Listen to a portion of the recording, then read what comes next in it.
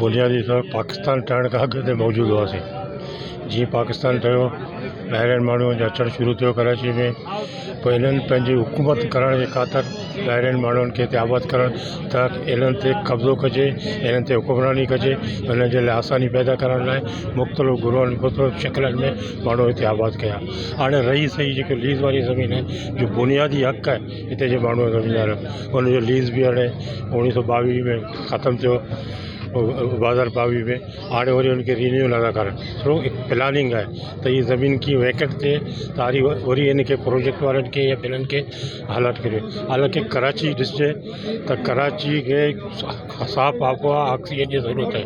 मलीर हिकिड़ो तमामु सुठो पॉइंट आहे, हिकिड़े हिनखे तव्हां आबाद कंदा हिते जो आबहवा बि सुठो थींदो ऐं हिते मक़ामी माण्हुनि खे बि रोज़गार मिलंदो।